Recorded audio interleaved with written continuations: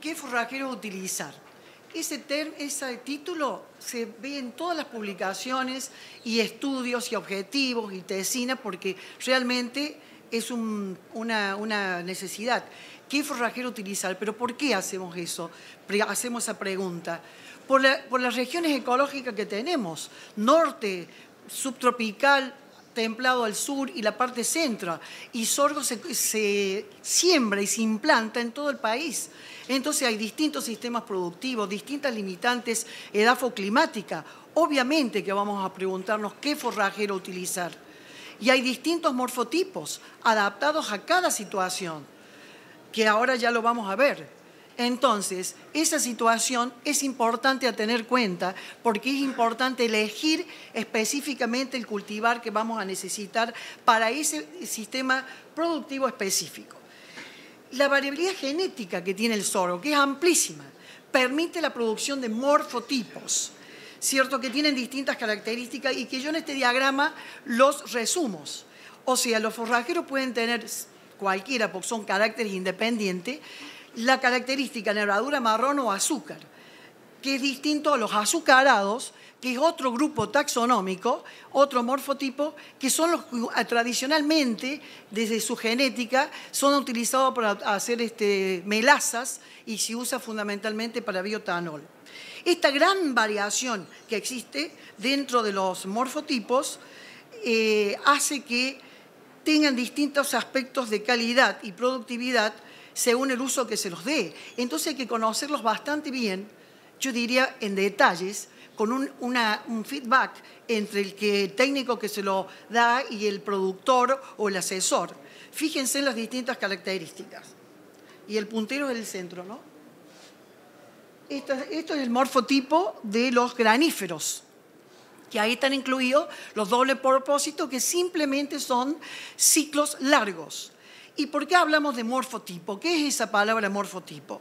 Originalmente, como leen al inicio, en la taxonomía tenemos 5 razas básicas, ¿cierto? La más usada es Cafir, pero se han cruzado para sacar distintas características y ahora tenemos esa gran variabilidad y hablamos de morfotipo que lo encasillamos más o menos en el diagrama que yo puse, porque en la literatura se agrupa de muchas formas diferentes y suele ser confuso.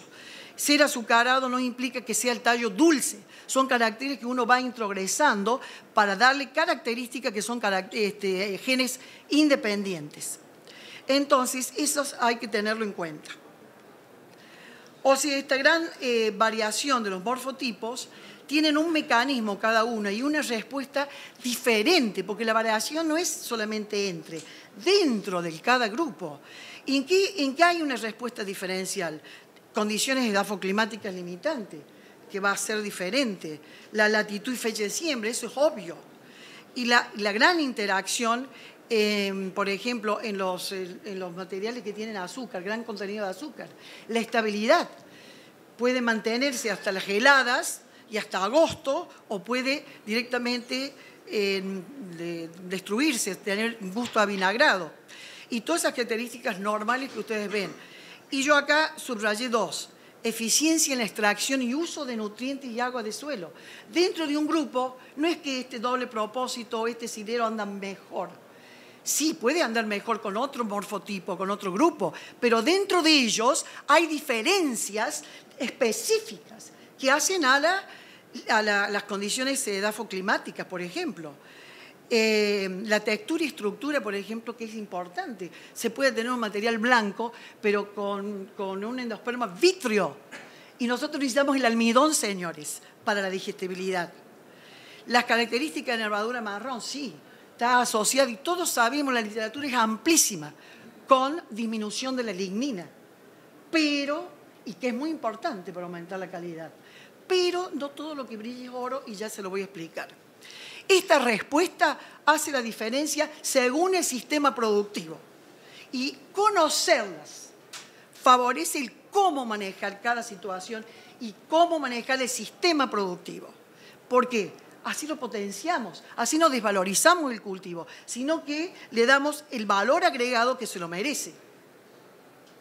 Entonces vamos ahora poquitito a ver por qué yo dije que no todo lo que brilla es oro con respecto a la característica nervadura marrón, y también me voy a referir a la parte de los morfotipos de tipo Sudán. Esta mutación disminuye la lignina. ¿Qué significa? Disminuye el contenido de fibra, pero eso aumenta la digestibilidad. ¿Pero qué pasa con la lignina? ¿Y qué pasa con la característica de la digestibilidad? Depende también de cuál gen ha sido introducido, que usted no lo sabe. El breeder sí, y a veces el breeder no lo sabe, porque utiliza ese material que tiene la coloración nervadura marrón. Y eso también influye porque la característica puede disminuir la productividad, el gen nervadura marrón. Entonces, vamos a ver por qué digo eso. Porque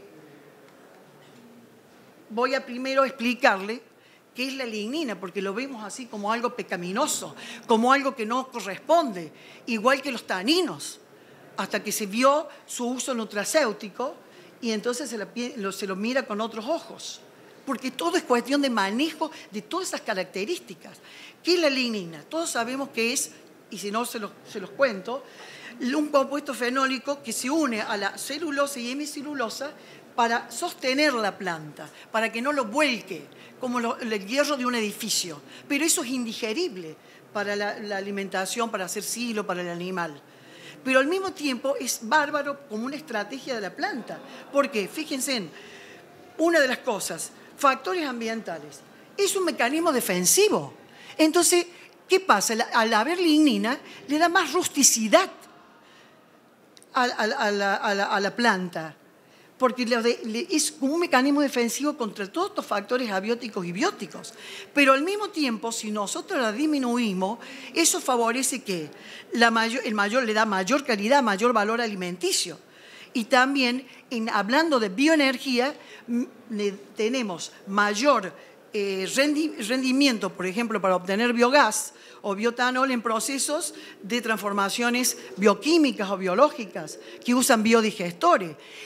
Todo lo opuesto de lo que es alta lignina que se necesita cuando hay procesos térmicos para la obtención de electricidad, usando calderas, por ejemplo. Entonces, esto hay que tenerlo en cuenta, porque fíjense en este estudio que nosotros hace años que lo estamos haciendo y que es internacional la coincidencia.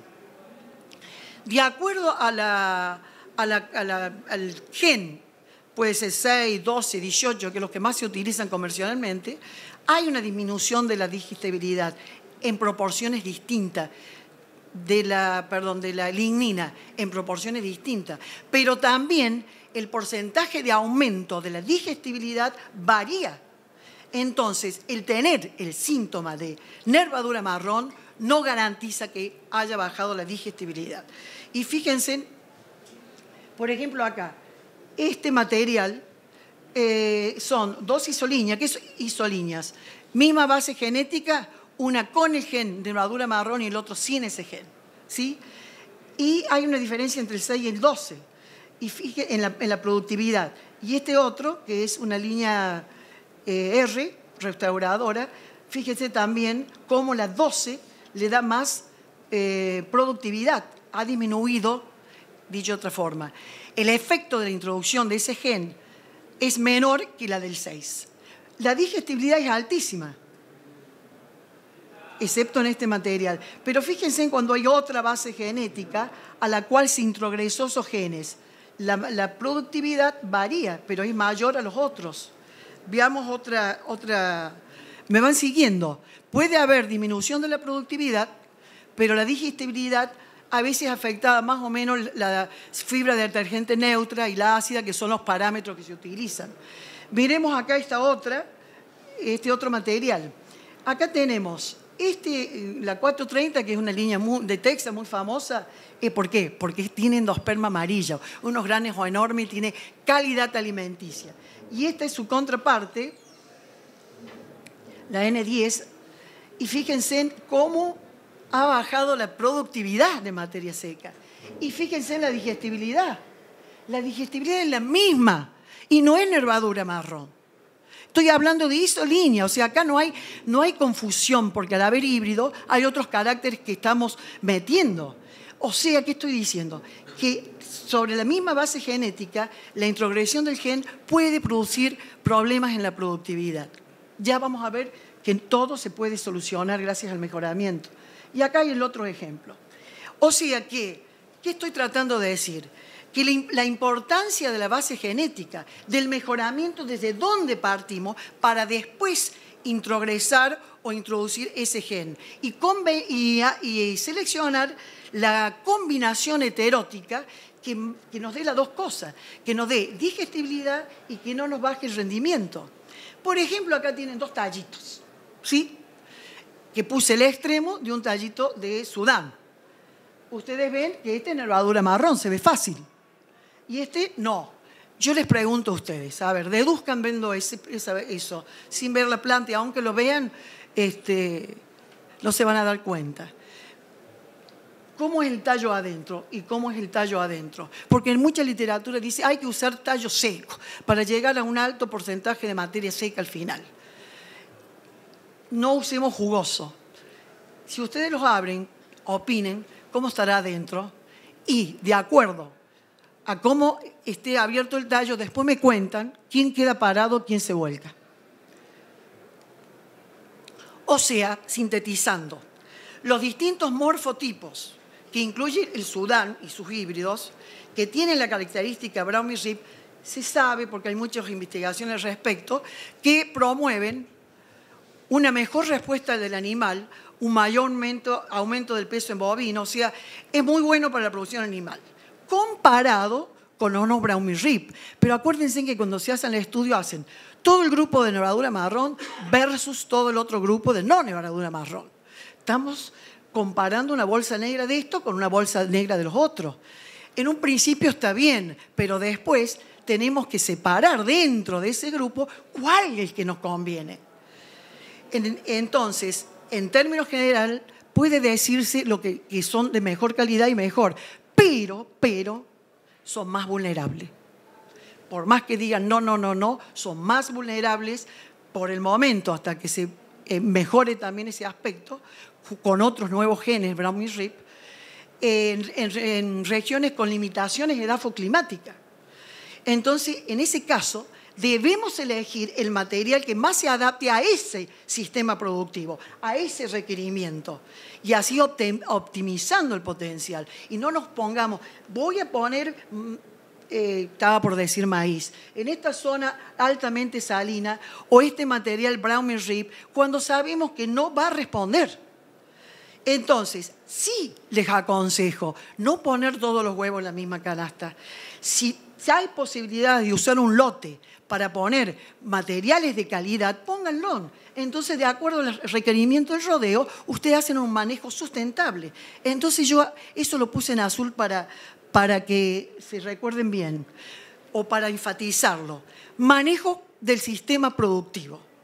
O sea, un correcto manejo del cultivo con las tecnologías disponibles que cada vez van viniendo más, incluyendo la selección del híbrido. Con manejo solo no podemos lograr la optimización.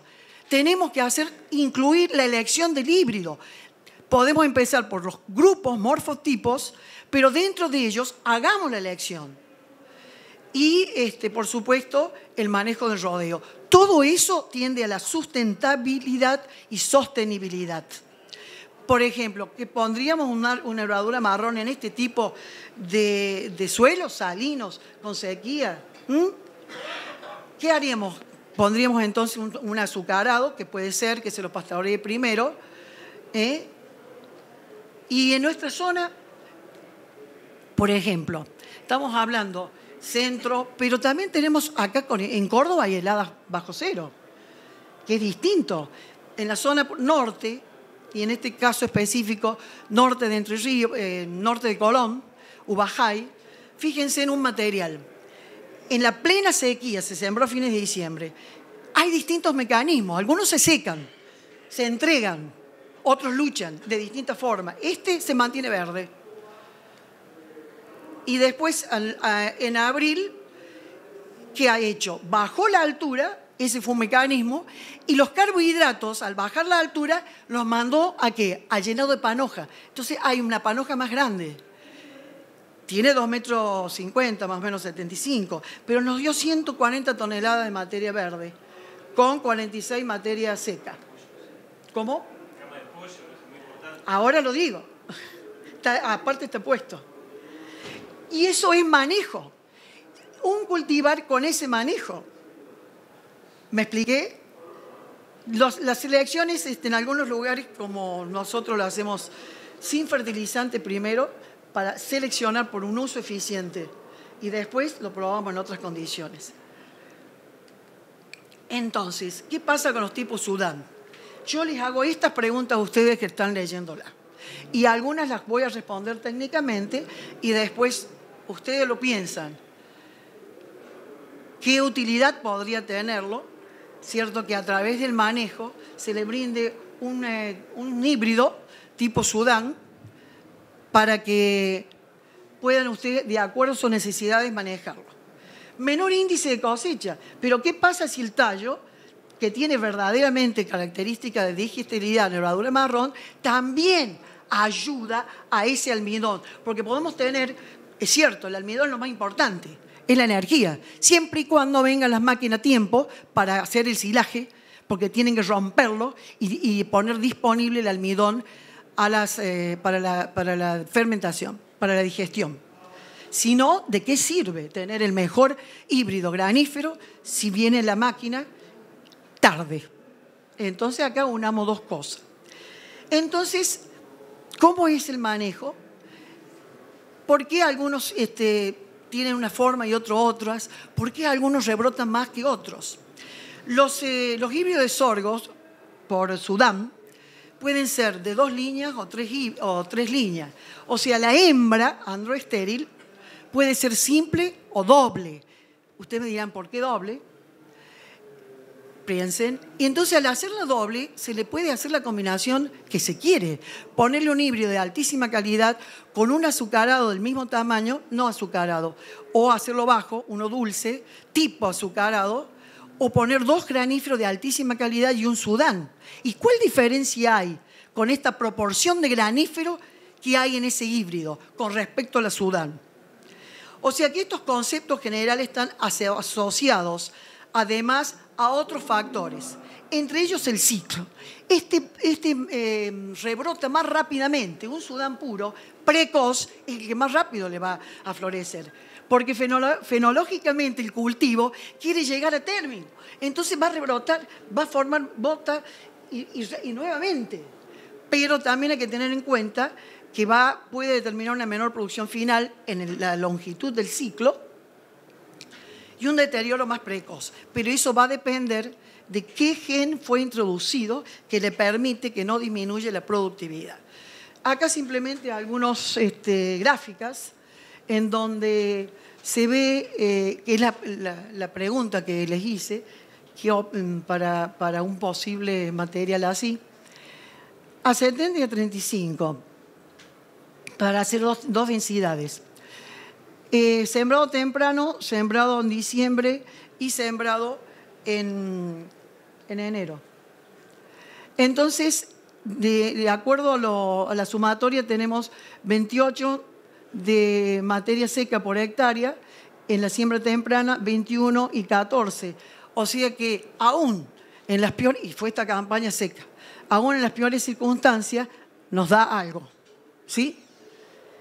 Y acá en el otro gráfico tenemos el rendimiento de materia verde, que es alto y no tiene 35% de porcentaje de materia seca.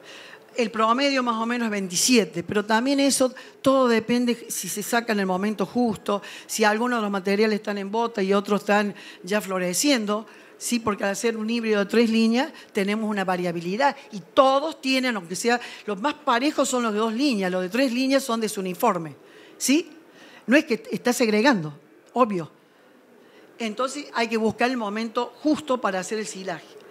Y este mismo material a 70, tomado el grano, da 5 toneladas y a 35, 9 toneladas, pero no se volcó. Todavía los invito para ir a ver lo que están parados, a pesar de los vientos. No sé si se salvó el viento del otro día. Pero en lo importante que es otra alternativa. Pero esto estoy sentando las bases para que en las conclusiones, en donde las conclusiones, yo quiero insistir en eso. No nos basemos solamente en el manejo, como algunos autores dicen, concéntrense en el manejo y no pierdan tiempo en selección de materiales.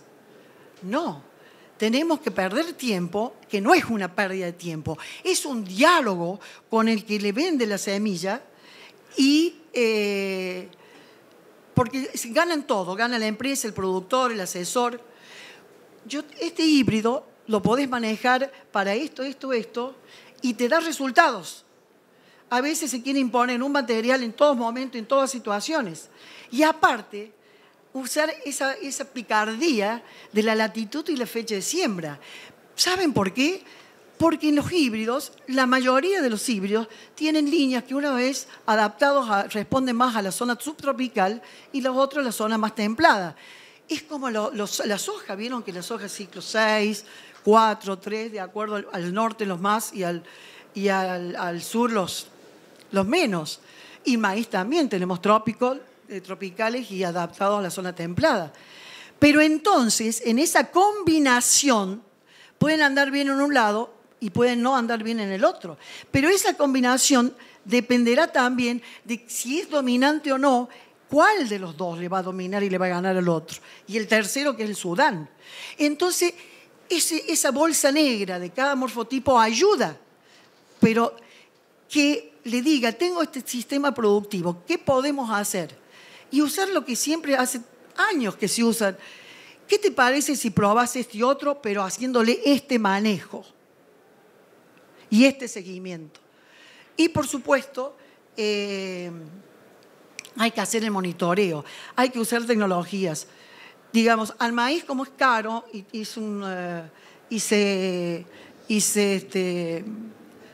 obviamente tiene precio, no podemos comparar al maíz con el sorgo, se le da tecnología. Yo lo uso nada más que para eso, porque obviamente se necesita que rinda por lo menos 20 toneladas, 15 para arriba, 10, porque tiene muchas cosas y se lo mima como para que rinda al máximo. Se lo mima al sorgo, se le da el manejo correcto, se lo tira a los peores potreros y después se reniega porque no rindió bien. Se eligió bien el material. Por lo menos las tecnologías que dispongamos, hagamos una buena implantación, un ajuste de la maquinaria, utilizar buena semilla de calidad. Darle lo mínimo necesario de esas tecnologías. Simplemente eso les pido. Y que si haya una interacción, se transmita la información de lo que de cada material, las bondades y no. Y también es importante, porque hay constantemente, y me parece bien, porque es necesario saber los componentes de rendimiento, la partición, cómo anda, el porcentaje de materia seca, pero yo conociendo el material, lo puedo sembrar en tal fecha, en mi campo, y lo puedo hacer con más porcentaje de materia seca o menos, hacerlo rendir más o menos. ¿Qué le estoy diciendo subliminalmente? Además de eso, que alguien tome y haga ensayos de manejo del sistema productivo con esos materiales y tener entonces testigos en términos generales para cada región. Entonces, termino finalmente agradeciendo y que quede este concepto. El sorgo complementa las otras pasturas, no compite. Busquémosles la manera de valorizarle, darle el valor agregado, porque la variabilidad que tiene se puede usar para todo tipo de cosas. ¿Me expliqué? Entonces, aprovechémoslo a este gauchito para recuperar suelos y al mismo tiempo darle forraje a lugares donde por las limitantes no pueden ir o complementa y podemos obtener mayor productividad. Muchísimas gracias.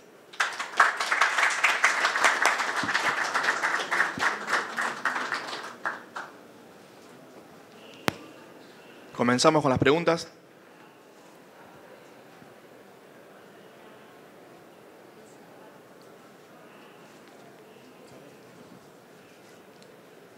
Buenos días. Yo estoy en el norte de La Pampa, una zona donde antes era muy sorguera y definitivamente ya no hay sorgo en la zona porque tenemos palomas. ¿Hay algún híbrido que usted me pueda recomendar? ¿Hay alguna forma donde uno pueda evitar que la paloma no haga el daño que hace? Esa es una pregunta cotidiana y frecuente. La paloma también te come cuando nace la soja, la resiembran porque tiene valor. Pero si los silajes, depende del tipo, la panoja te la come ya en grano entero, te lo vacía. Y muchas veces hay una asociación entre que se dejó el cultivo, entonces tiene el único alimento. Pero hagámoslo en estado lechoso, pastoso, y le ganamos. Entonces ahí también juega el hecho de que si el tallo tiene una buena calidad, eso ayuda mucho. Hay materiales que tienen más resistencia y no es el tanino fundamentalmente, porque yo he visto comer, pero devorar, yo hago selección de los materiales por la variabilidad en el criadero de 10 hectáreas, materiales con tanino. Ellos buscan el almidón. Entonces usted puede tener uno blanco, los blancos no los comen, depende de estructura y la textura. El blanco puede ser totalmente vitrio, que es hermoso, fantástico para hacer pororó de sorgo. ¿Sí? Es como un flin de maíz y un dentado. ¿Sí? Entonces, y depende del tipo de pájaro, como usted dijo, paloma. Entonces, hay otras alternativas, usar otro tipo de materiales que no digo hablar de que no tengan nada de panoja. Los fotosensitivos también se usa dependiendo el sistema productivo, complementa el uso de otras cosas. Pero ya al hacerlo bien en término, que venga a hacer el corte, el momento oportuno, ya estás ahorrándote que te lo comen. Cosecha oportuna, ¿cierto? Obviamente soja, este año que hubo sequía, cosecharon la soja con altísima humedad, porque lógico, ¿quién va a perder dinero con la soja? Yo lo hubiera hecho lo mismo.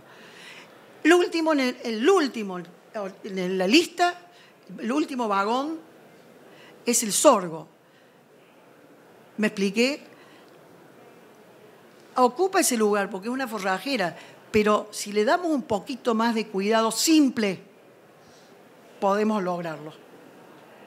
No sé si me...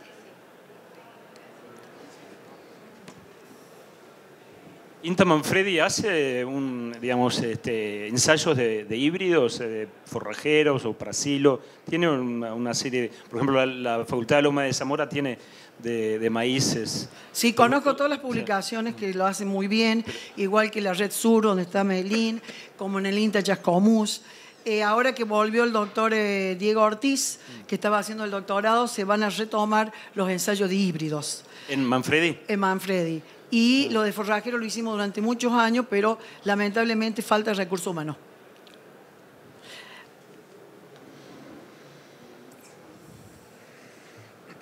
Buen día, Laura. Una consulta. Te lo hago de la experiencia, soy de Uruguay yo, donde allá hacemos muchísimos, miles de hectáreas de sorgo silero. Con los BMR lo que nos pasa es que en años buenos, hace 2 años atrás, estamos en 50.000 kilos de materia verde, normalmente un sorgo silero bueno. Y inevitablemente, aunque tengamos manejos de bajas densidades, se nos terminan volcando siempre los sorgos. Lo que pasó el año pasado, tuvimos una gran sequía en Uruguay, que es como la de Entre Ríos. Los sileros dieron 15, 18, 20.000 kilos de materia verde, no más de eso, y se volcaron todos también. Por lo que hemos visto allá, se nos ha dicho que puede ser un tema de canibalismo de la planta, es decir, que, bueno, pues, entre comillas, como que los fotosintatos se fueron todos al grano para tratar de preservar la planta y vamos a decir, el tallo quedó demasiado blando, e igual con menos de la mitad del rendimiento se volcó igual. No sé si tenés algo para aportar ahí. Con gusto te respondo. Sí, gracias. Eso que viste pastoreando un azucarado es en Uruguay. Un año súper seco. era un semillero de variedades para bioetanol y que como también administraba una estancia en una zona muy, muy inhóspita, no me acuerdo ahora, ¿qué hizo? Le dio de comer cuando tenía esa altura, lo pastoreó y después lo dejó, obtuvo menos semillas, pero lo obtuvo. Punto 1. O sea que hay alternativas.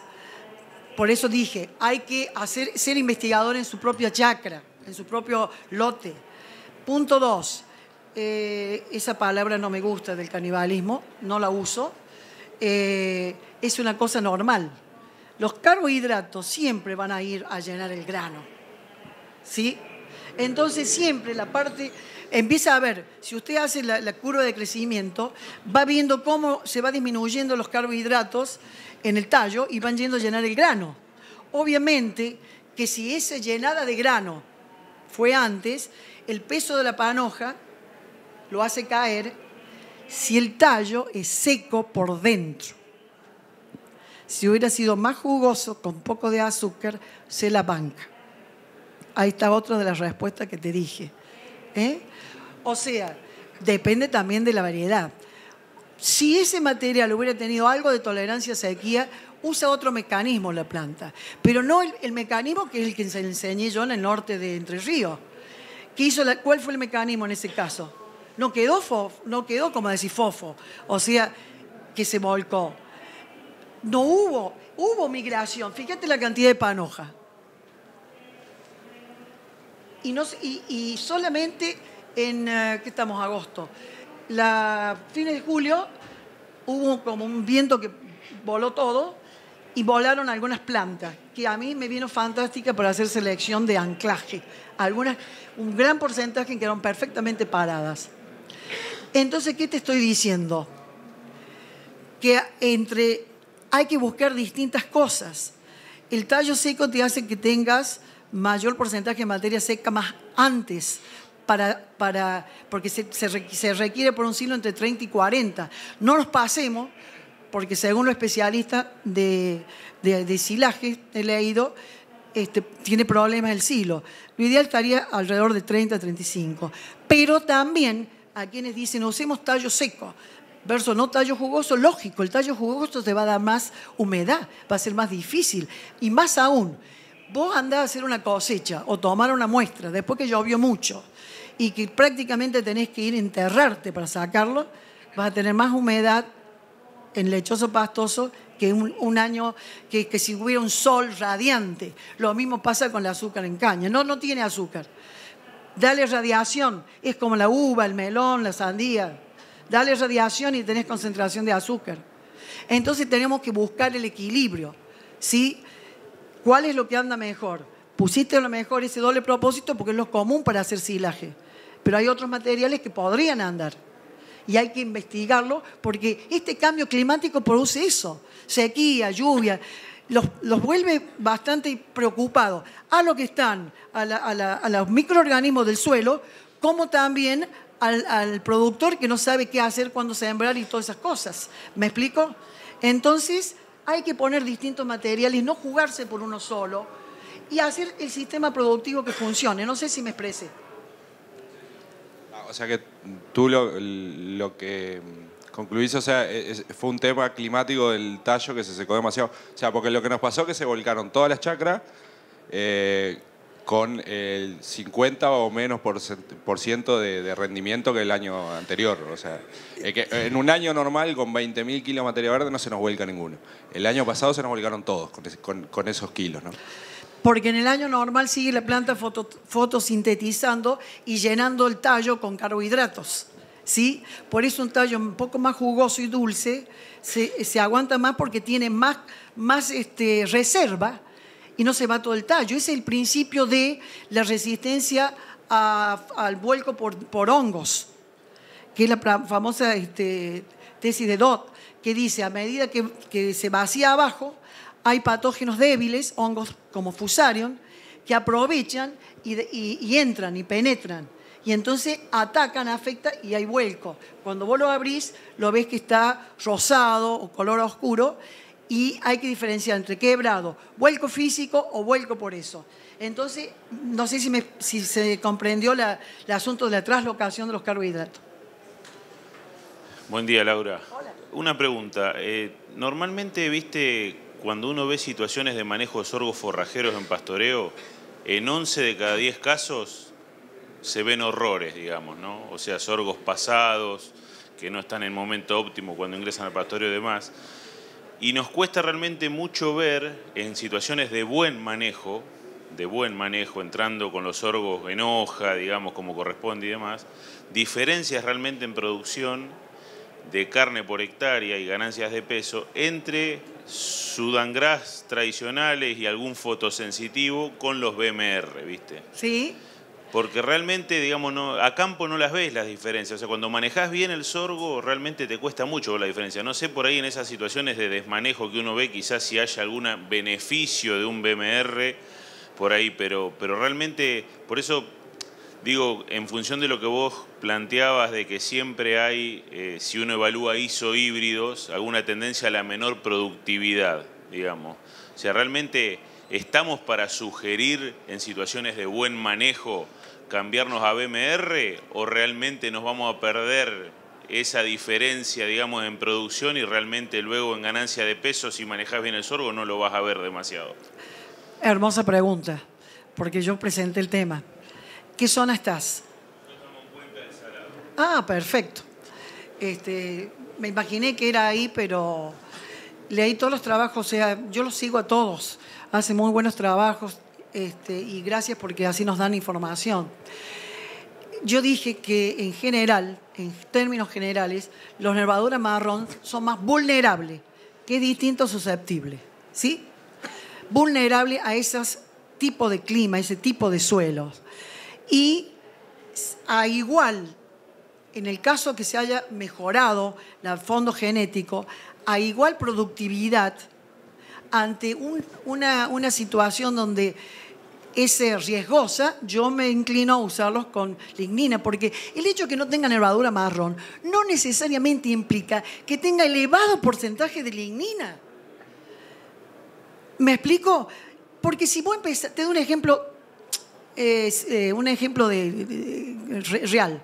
Vos empezaste con una base genética del 10% de lignina y el gen que vos introduciste le bajó 10%. Vas a tener 9. ¿Sabés la cantidad de materiales que tienen genéticamente 5, 6? Que no tienen el síntoma de nervadura marrón.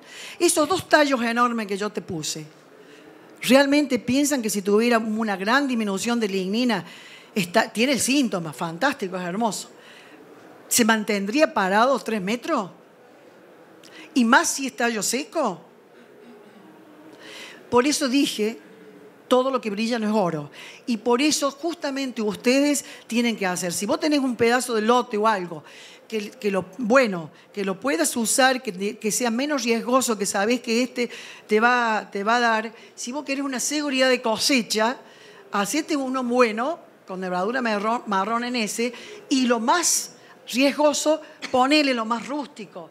Que no hay por qué dejarlo, al contrario, se la bancan todo. Disculpen el término no de posgrado, ¿no? Pero es la verdad. Caminando, vos ves que no pasaba nada, cambiaron las condiciones ambientales o edáficas, por eso lo llamo que es un gauchito el sorgo. No sé si me gustaría saber tu opinión.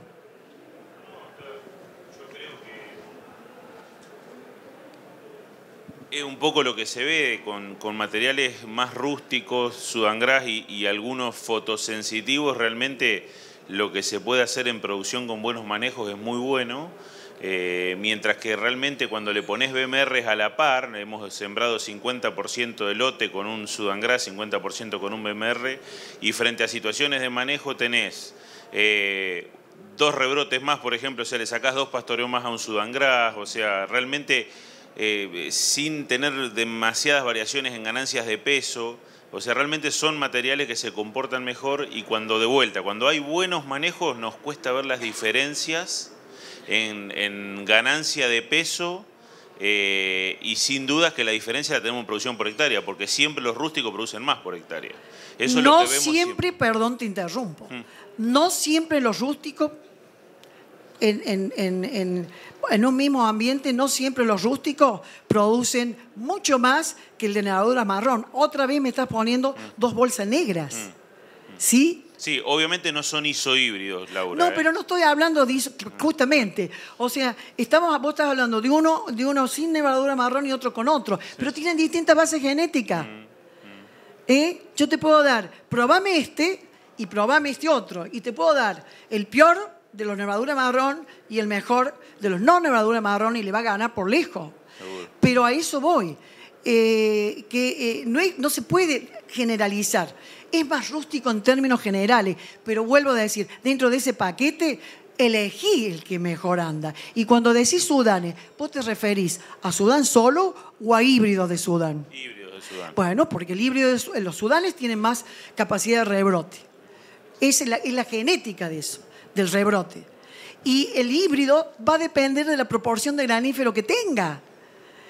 Si rebrota más rápido o no, del ciclo y de la proporción de granífero, el rebrote. Vos no lo sabés porque no te lo dice, pero el que te lo vende te tiene que decir para qué lo querés. Yo con respecto al fotosensitivo usaría el complemento, porque el fotosensitivo son lentos, ¿sí? Para solucionar. Entonces, complementaría. Siempre recuerden, no en todas las especies. No poner un solo híbrido, cualquiera sea soja, trigo, etc. Porque el cambio climático es muy azaroso. Entonces no nos juguemos a uno solo. ¿Sí? ¿Se entendió? Perdón. Gracias a todos.